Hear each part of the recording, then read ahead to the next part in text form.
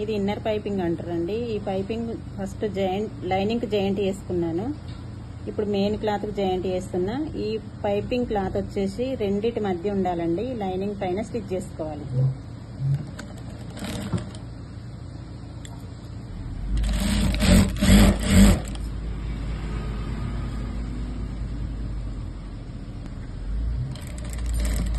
Equal గా ఇలా కుట్టుకోవాలండి.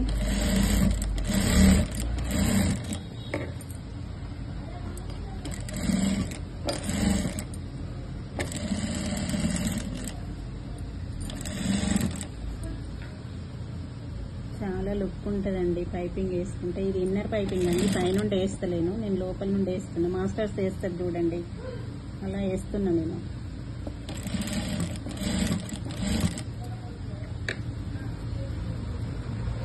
చాలా బాగుంటుందండి, హెవీగా కనిపిస్తుంది. ఎంత సింపుల్ బ్లౌజ్ అయినా పైపింగ్ తోటి హెవీగా కనిపిస్తుంది.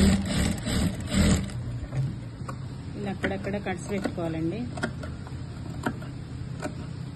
నీట్గా రావాలంటే కట్స్ పెట్టుకోవాలి, లేకుంటే గుల్ల గుల్ల వస్తుందండి కొంచెం కొంచెం.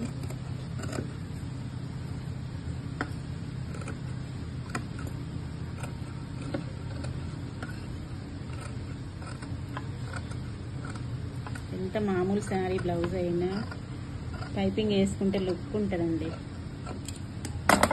ఇప్పుడు ఇలా ఉల్టా తీసుకోవాలి.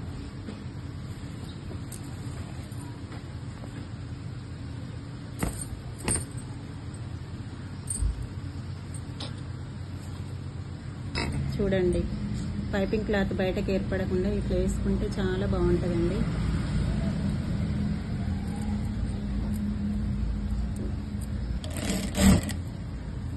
లేకుంటే లైనింగ్ కొంచెం బయటకు వచ్చినట్టు అయిపోయింది.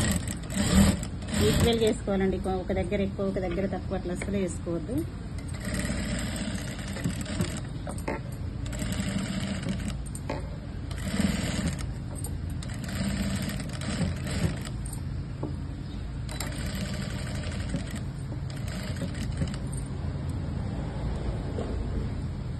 నిదానంగా కుట్టాలండి, తొందర వేస్తే మాత్రం మిస్టేక్స్ వస్తాయండి పైపింగ్ మాత్రం.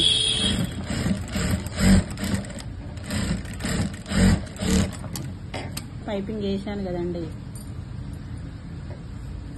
నడుం పట్టికి కూడా పైపింగ్ వేసిన కదా, లోపలికి వెళ్ళిపోయేటట్టు చూడండి. నడుం పట్టికి కూడా ఒక స్టిచ్ చేసుకోవాలి ఇక్కడ.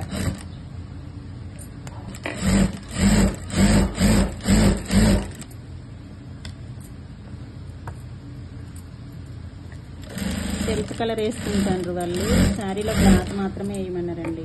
ఆపోజిట్ వేస్తే మంచి ఇంకా బాగా కనిపిస్తుంది, కానీ వాళ్ళకి శారీలది మాత్రమే వేయమన్నారు. అదే క్లాత్ వేసిన పైపింగ్కి.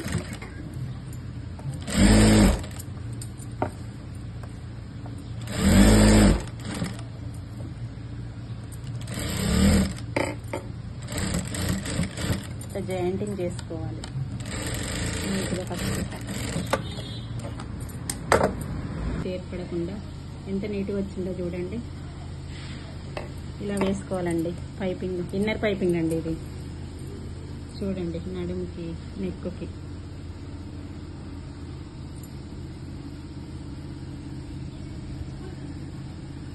నా వీడియో కనుక నచ్చినట్లయితే లైక్ చేయండి, షేర్ చేయండి, సబ్స్క్రైబ్ చేయండి.